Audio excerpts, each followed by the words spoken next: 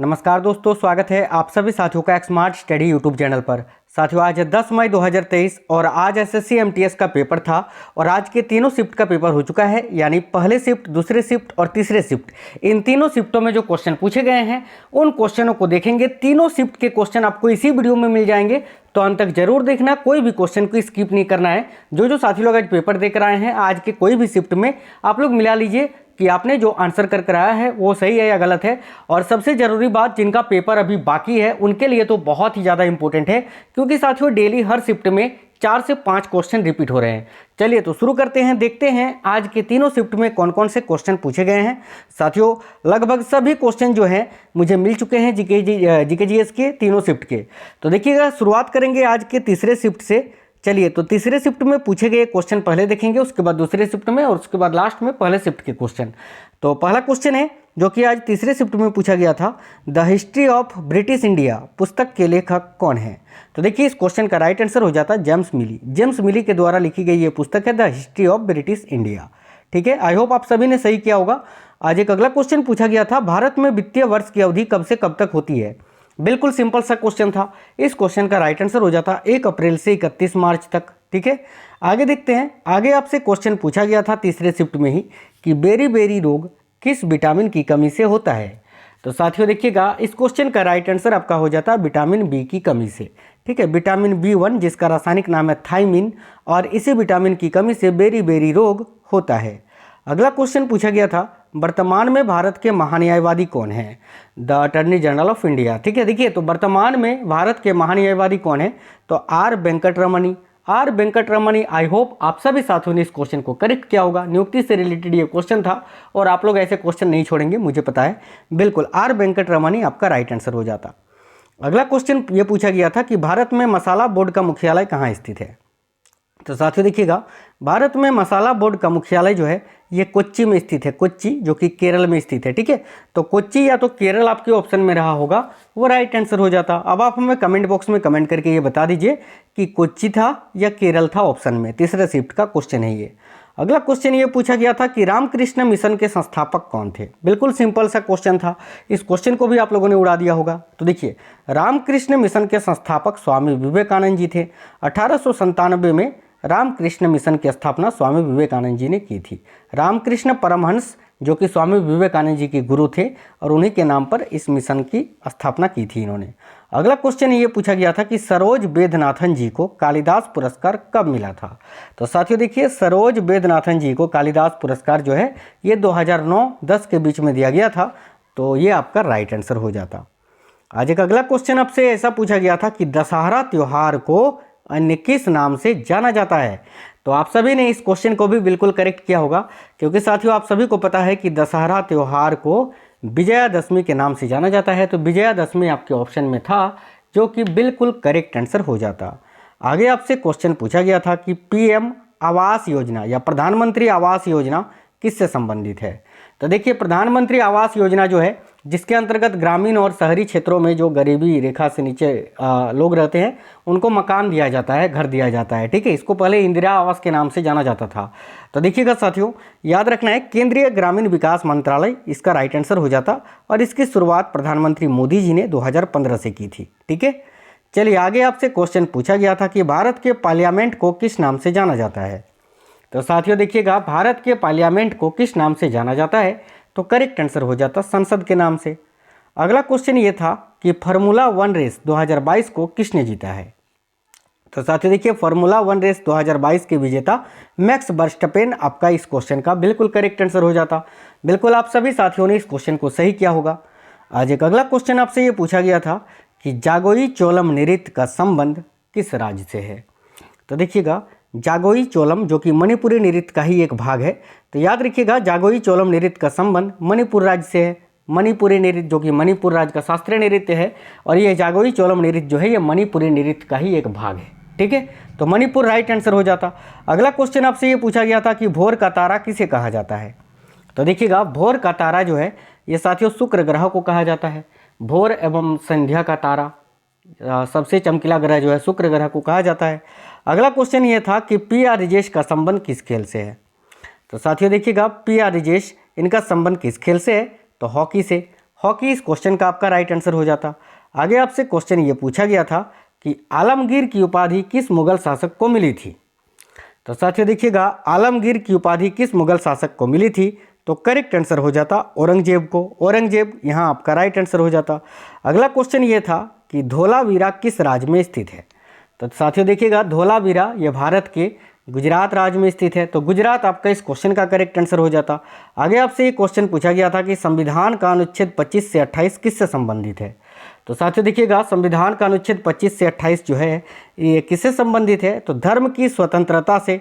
तो धर्म की स्वतंत्रता आपका इस क्वेश्चन का करेक्ट आंसर हो जाता। अगला क्वेश्चन ये पूछा गया था कि किसी भी राज्य का मुखिया कौन होता है। तो साथियों किसी भी राज्य का मुखिया कौन होता है, तो राज्यपाल इस क्वेश्चन का बिल्कुल करेक्ट आंसर हो जाता। देखिए आपको इस टाइम जो क्लास करवाते हैं, तीनों शिफ्ट के क्वेश्चन करवाते हैं और बिल्कुल सुपर फास्ट करवाते हैं। तो वीडियो को आप लोग लाइक जरूर करा करिए साथियों, क्योंकि आपके एक लाइक से हमें मोटिवेशन मिलता है। देखिएगा अगला क्वेश्चन है, चपचार कूट त्योहार किस राज्य में मनाया जाता है। और साथियों अब जो क्वेश्चन आपको मिलेंगे वो सेकंड शिफ्ट के क्वेश्चन है। देखिए तो चपचार कूट त्योहार जो है वो किस राज्य में, तो मिजोरम में मनाया जाता है। साथियों मिजोरम में फसल कटाई के वक्त इस त्योहार को मनाया जाता है बड़े हर्षोल्लास के साथ, याद रखना, ठीक है। चपचार कूट त्योहार मिजोरम आपका राइट आंसर हो जाएगा। अगला क्वेश्चन ये पूछा गया है कि नाबार्ड का मुख्यालय कहाँ पर स्थित है। तो देखिए साथियों, नाबार्ड जो कि एक बैंक है जो ग्रामीणों को ऋण देता है, नाबार्ड की स्थापना जुलाई 1982 में हुई थी और इसका मुख्यालय जो है ये मुंबई में स्थित है। तो मुंबई इस क्वेश्चन का आपका बिल्कुल करेक्ट आंसर हो जाता। नेक्स्ट क्वेश्चन जो आज पूछा गया है दूसरे शिफ्ट में, सत्रिया नृत्य किसकी देन है। तो देखिए सत्रिया नृत्य जो कि असम राज्य का शास्त्रीय नृत्य है, ठीक है, असम का शास्त्रीय नृत्य है सत्रिया। और इस नृत्य की उपज या इस नृत्य के देन कौन है, तो याद रखिएगा संत शंकरदेव। शंकरदेव ने ही इस नृत्य की शुरुआत की थी। तो शंकरदेव आपका इस क्वेश्चन का बिल्कुल करेक्ट आंसर हो जाता। नेक्स्ट क्वेश्चन जो आज पूछा गया है, नीरज चोपड़ा ने टोक्यो ओलंपिक 2020 में कितना मीटर भाला फेंककर स्वर्ण पदक जीता था। तो सिंपल क्वेश्चन था, बिल्कुल हाईलाइटेड क्वेश्चन है, आप लोग आसानी से किए होंगे। तो देखिए करेक्ट आंसर हो जाता 87.58 मीटर। नेक्स्ट क्वेश्चन ये पूछा गया है आज दूसरे शिफ्ट में कि मीराबाई चानू का संबंध किस खेल से है। तो साथियों देखिए मीराबाई चानू इनका संबंध है भारोत्तोलन से, वेट लिफ्टिंग से। और देखिए मीराबाई चानू जो है ये इम्फाल की रहने वाली है, मणिपुर की, ठीक है। तो याद रखिएगा कहाँ की है, तो मणिपुर की, ये भी पूछा जाता है कभी कभी। और किस खेल से, तो भारोत्तोलन से। अगला क्वेश्चन है कि इस प्रकार से था कि स्थानांतरित खेती को कहाँ झूम खेती के नाम से जाना जाता है। तो साथियों केवल अगर आपसे झूम खेती पूछा जाता तो देखिए झूम खेती जो है ये नागालैंड में किया जाता है, लेकिन क्षेत्र आपसे पूछा था एरिया। तो याद रखिएगा पूर्वोत्तर या तो उत्तर पूर्वी क्षेत्र आपके ऑप्शन में रहा होगा, जो कि बिल्कुल करेक्ट आंसर हो जाता। और अगर राज्य पूछा था तो राज्य झूम खेती अगर केवल पूछा था तो नागालैंड आपका राइट आंसर हो जाता। अगला क्वेश्चन ये पूछा गया था कि कथकली किस राज्य का शास्त्रीय नृत्य है। तो साथियों इस क्वेश्चन का तो राइट आंसर आपका हो जाता केरल, क्योंकि कथकली जो है ये केरल राज्य का शास्त्रीय नृत्य है। नेक्स्ट क्वेश्चन आपसे ये पूछा गया था कि पुणे में फर्ग्यूसन कॉलेज की स्थापना किसने की थी। अब इस क्वेश्चन का मुझे ऑप्शन नहीं मिल पाया है। देखिए पुणे में फर्ग्यूसन कॉलेज की स्थापना जो है वो डेक्कन एजुकेशन सोसाइटी के द्वारा 1885 में किया गया था, फर्ग्यूसन नामक गवर्नर के द्वारा, ठीक है। और देखिएगा इसकी स्थापना से रिलेटेड अगर आपके ऑप्शन में बाल गंगाधर तिलक था तो ये भी आपका राइट आंसर हो जाता है, क्योंकि बाल गंगाधर तिलक और गोपाल कृष्ण गोखले ये लोग भी सही बहुत ही बहुत बड़ा योगदान था इन लोगों का। तो अगर बाल गंगाधर तिलक आपके ऑप्शन में था तो राइट आंसर हो जाता। सेकंड शिफ्ट का क्वेश्चन है, अगर आप में से कोई भी सेकंड शिफ्ट में आज पेपर देकर आए हैं तो कमेंट बॉक्स में कमेंट करके बताइए ऑप्शन क्या था इस क्वेश्चन का। चलिए आगे आपसे क्वेश्चन ये पूछा गया था कि संगीत के क्षेत्र में दादा साहेब फाल्के पुरस्कार 2022 में किसे दिया गया है। तो साथियों इस क्वेश्चन का राइट आंसर हो जाता सोनू निगम को। आगे देखते हैं, अगला क्वेश्चन ये पूछा गया है कि मौलिक अधिकार का उल्लेख संविधान के किस अनुच्छेद में है।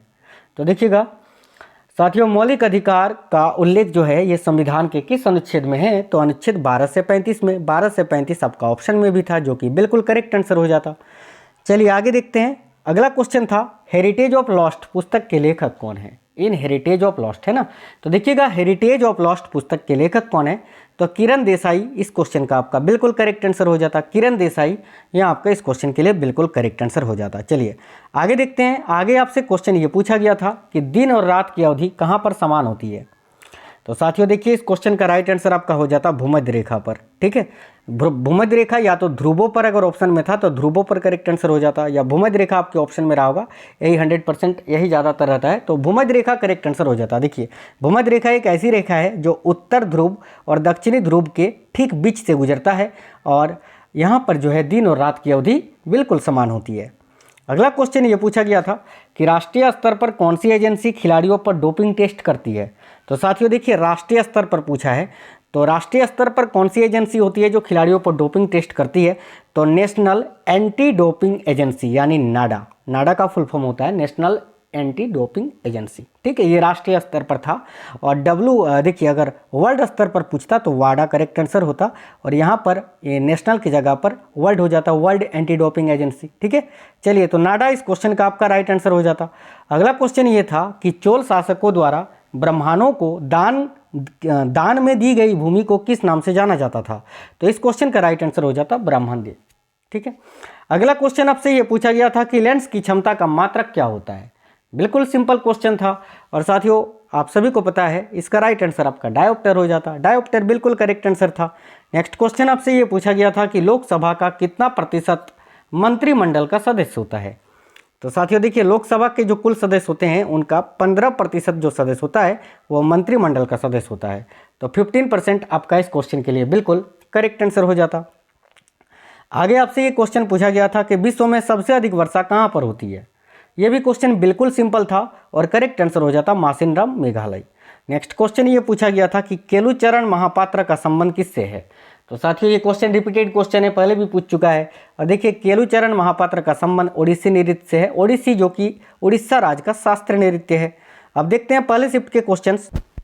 प्रधानमंत्री उज्ज्वला योजना किस वर्ष शुरू की गई थी, ये क्वेश्चन आज के पहले शिफ्ट में पूछा गया था। देखिएगा तो प्रधानमंत्री उज्ज्वला योजना जो है इसकी शुरुआत किस वर्ष हुई थी, तो 2016 में, 1 मई 2016 इस क्वेश्चन का करेक्ट आंसर हो जाता। नेक्स्ट क्वेश्चन आपसे ये पूछा गया था आईसीसी क्रिकेट वर्ल्ड कप 2023 ये कहाँ पर आयोजित होगा। तो देखिएगा साथियों आईसीसी क्रिकेट वर्ल्ड कप 2023 जो है ये भारत में आयोजित होगा इस बार, याद रखिएगा भारत आपका इस क्वेश्चन का बिल्कुल करेक्ट आंसर हो जाएगा। नेक्स्ट क्वेश्चन आपसे यह पूछा गया था कि संवैधानिक उपचारों का अधिकार किस अनुच्छेद में वर्णित है, और ऑप्शन अनुच्छेद 32 से 35 था जो कि बिल्कुल करेक्ट आंसर हो जाता। अनुच्छेद 32 से 35 में संवैधानिक उपचारों का अधिकार के बारे में उल्लेख किया गया है, तो ये आपका राइट आंसर हो जाता। नेक्स्ट क्वेश्चन आपसे ये पूछा गया था कि यूपीएससी के अध्यक्ष वर्तमान में कौन है। आज नियुक्ति से क्वेश्चन जो है हर शिफ्ट में पूछा गया है। तो साथियों देखिए यूपीएससी के अध्यक्ष वर्तमान में मनोज सैनी जी हैं। मनोज सैनी इस क्वेश्चन का आपका बिल्कुल करेक्ट आंसर हो जाता। नेक्स्ट क्वेश्चन आपसे ये पूछा गया है आज 2011 के जनगणना के अनुसार लिंग अनुपात कितना था। तो साथियों लिंग अनुपात क्या होता है कि प्रत्येक पुरुषों पर महिलाओं की संख्याएं, ठीक है, प्रत्येक 1000 पुरुषों पर महिलाओं की संख्याएं, तो 943 आपका इस क्वेश्चन के लिए बिल्कुल करेक्ट आंसर हो जाता। आगे ये क्वेश्चन पूछा गया था कि स्वराज मेरा जन्मसिद्ध अधिकार है और मैं इसे लेकर रहूँगा, यह किसने कहा था। तो इस कथन को साथियों बाल गंगाधर तिलक ने कहा था, तो राइट आंसर हो जाता है इस क्वेश्चन के लिए बाल गंगाधर तिलक। अगला क्वेश्चन ये था कि भारतनाट्यम और ओडिसी दोनों से संबंधित व्यक्ति कौन है, और इस क्वेश्चन का करेक्ट आंसर हो जाता सोनल मानसिंह, ठीक है, याद रखिएगा ये आपके ऑप्शन में भी था। नेक्स्ट क्वेश्चन जो है वो आपसे ये पूछा गया था कि टीबी मुक्त भारत का लक्ष्य कब तक रखा गया है। तो साथियों देखिएगा टीबी मुक्त भारत का लक्ष्य कब तक रखा गया है, तो 2025 आपका इस क्वेश्चन के लिए बिल्कुल करेक्ट आंसर हो जाता। आगे आपसे ये क्वेश्चन पूछा गया था कि रज पर्व किस महीने में मनाया जाता है। तो साथियों रज पर्व जो कि महिलाओं के मासिक धर्म से संबंधित है, और ये किस महीने में, तो जून में मनाया जाता है, और किस राज्य में, तो उड़ीसा में, याद रखिएगा, ठीक है। तो जून इस क्वेश्चन के लिए आपका राइट आंसर हो जाता। नेक्स्ट क्वेश्चन ये था कि पुंगचोलम नृत्य का संबंध किस राज्य से है। तो साथियों पुंगचोलम ये जो है मणिपुर, मैंने अभी बताया एक दूसरा, और ये पुंगचोलम ये दोनों जो है मणिपुर राज्य का ही मणिपुरी नृत्य का ही दो भाग है, ठीक है। तो मणिपुर इस क्वेश्चन का भी आपका राइट आंसर हो जाता। अगला क्वेश्चन आपसे ये पूछा गया था कि तराइन का प्रथम युद्ध किस वर्ष लड़ा गया था। सिंपल सा क्वेश्चन था, करेक्ट आंसर हो जाता 1191 ईस्वी में। अगला क्वेश्चन ये था कि इनमें से कौन सा विश्वविद्यालय बिहार में स्थित है। तो देखिएगा साथियों करेक्ट आंसर हो जाता नालंदा विश्वविद्यालय। आगे आपसे ये क्वेश्चन पूछा गया था कि हीराकुंड बांध किस राज्य में स्थित है। तो देखिएगा हीराकुंड बांध जो है ये उड़ीसा में स्थित है, उड़ीसा महानदी पर, उड़ीसा इस क्वेश्चन का करेक्ट आंसर हो जाता। अगला क्वेश्चन ये था the life and the soul at the potty पुस्तक के लेखक कौन है। तो साथ ही इस क्वेश्चन का करेक्ट आंसर हो जाता माइक गैल। अगला क्वेश्चन ये था कि इनमें से किस विषय का संबंध राज्य सूची से है। तो आपके ऑप्शन में कृषि था जो कि बिल्कुल करेक्ट आंसर हो जाता, क्योंकि एग्रीकल्चर जो होता है कृषि, ये साथियों राज्य सूची के अंतर्गत ही आता है। अगला क्वेश्चन ये था कि प्रथना समाज की स्थापना कहाँ पर हुई थी। तो देखिए प्रथना समाज की स्थापना जो है 1867 में आत्माराम पांडुरंग ने किया था, और कहाँ पर हुई थी ये आज पूछा गया था, तो मुंबई आपका राइट आंसर हो जाता। अगला क्वेश्चन ये था कि रोपड़ खेती कहाँ पर की जाती है। तो साथियों देखिएगा रोपड़ खेती जो है ये उष्ण कटिबंधीय क्षेत्र में की जाती है, जो कि आपका ऑप्शन में भी था, और ये आपका राइट आंसर हो जाता। तो साथियों आज के तीनों शिफ्ट के क्वेश्चन मैंने सुपर फास्ट तरीके से आपको ये करा दिया। अब आपको ये वीडियो कैसा लगा है आप हमें वीडियो के नीचे कमेंट बॉक्स में कमेंट करके जरूर बताइए। वीडियो को सभी साथी लाइक कर देना, अपने सभी दोस्तों के साथ जरूर शेयर करिएगा। मिलेंगे अगली वीडियो में, तब तक स्वस्थ रहें। जय हिंद साथियों, वंदे मातरम।